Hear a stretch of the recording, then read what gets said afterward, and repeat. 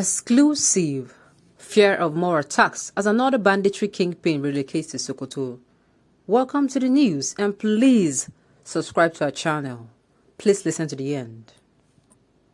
A few months after notorious bandits Bello Turji fled his base in Zamfara state to Dozai in Sokoto, another outlaw, Halilu Sububu, has also shifted his headquarters to a forest in Sokoto. Several informed sources, including an intelligence officer, expressed different views on the reasons behind Mr. Sububu's movement, but all of them confirmed the location of his new headquarters. The terrorist was suspected to have organized the abduction of students of Zamfara State College of Agriculture and Animal Sciences in Bakura and over 80 other people in Gora village in Marandun local government area of the state. He was born and brought up in Sububu in Shankafi local government area of Zamfara State. Mr. Sububu is one of the most feared bandits in the state and is believed to have strong ties with the infamous gun runner Shehu Rakib. Mr. Sububu, who is also called Halilu Rocket by his commanders, had lived in Sububu's forest for years. The forest is bounded by Maradun, Shinkafi, Bakura, and Talata Mafara in Zamfara State, and Raba, Torata, Isa, and Goroyo in Sokoto State.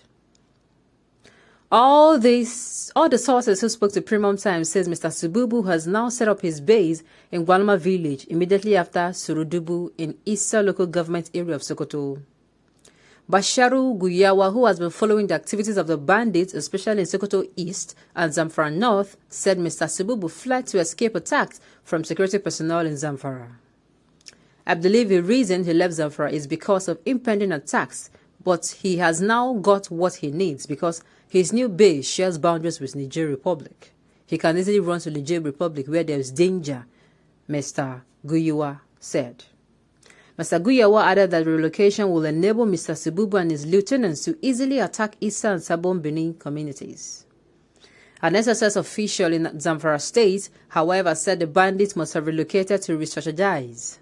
There are several issues, but we believe Halilu and all those who are relocated did so to make new strategies because they have exhausted their plans for now. They may also be thinking of crossing over to Niger Republic to continue their heinous operations, the intelligence officer said, asking not to be named as he had no permission to talk to journalists. The officer said bandits in northwest Nigeria are believed to be working now with fellow felons from Niger Republic. A resident from Galadi town, Hussein Abdulaziz, said although Mr. Sububu has left his base, he still visits his home in Sububu community. Even last week, our people in the area confirmed that Halilu visited his house, but he has left, possibly because of attacks by soldiers and the fact that they, bandits, have ransacked every one of our villages. As Abdulaziz said, the bandits also probably consider operating in the Isa Sabon Benin area as more lucrative than in Shankafi. A social historian, Murtala Rufai, said relocations and movements are normal among bandits. Speaking to Premium Times, Mr. Rufai, who is a lecturer at the Department of History, ՍΑΝΔ1TS University, Sokoto, said bandits movements are classified into temporary and permanent. Sometimes they move to new bases to plan on how to undertake attacks. In such cases, whenever they are done with attacks, they normally return to their permanent bases. We have situations whereby they move permanently for several reasons, he said. While confirming that Mr. Sububu has left his own base, the University Dawn said it could pretend Turji and Sububu joining forces again. The attack on Dama village, where soldiers and other security personnel were killed, was undertaken by Turji, Halilu, and Shehu Rakib. They are now together. Turji was trained by Sububu, but now he is more dangerous than his master, Mr. Rufai added. He noted that the duo must be familiar with the terrain for them to relocate to that axis. Okay, for the fact that this particular bandits are even known, they know his whereabouts, they know his family. Why can't something be done? I do not understand. Is it that they enjoy this kidnappings and paying of ransom? Or I don't understand what is going on. It is shown here that people know the whereabouts of this particular person, and also they know his community. So why don't you look for a strategy to, catch him and also get him to show you the hideouts of others? It is like it should be planned like that. For the fact that there's so much information about him, that means he's not somebody they do not know. Imagine for someone from your community to be notorious and you know his family members. Of course, you're not the one to make the arrest. Investigations can be carried out on the community members. And of course, very careful investigations. On their investigations, what they call, that's the secret investigations, and find out information about him. Whenever he comes home, they'll launch on him and, get him to tell or to show or point out the hideouts of other bandits. I think that should be the step. Because I don't understand why he is known for his notorious activities. And of course, he even know his community. Even know his house. And therefore, he is left to be parading the whole state, moving freely. Meanwhile, a lot of Nigerians, I keep saying, a lot of Nigerians who are even being detained, those are in prison without tried. Most of them have committed no crimes. They have not even been convicted.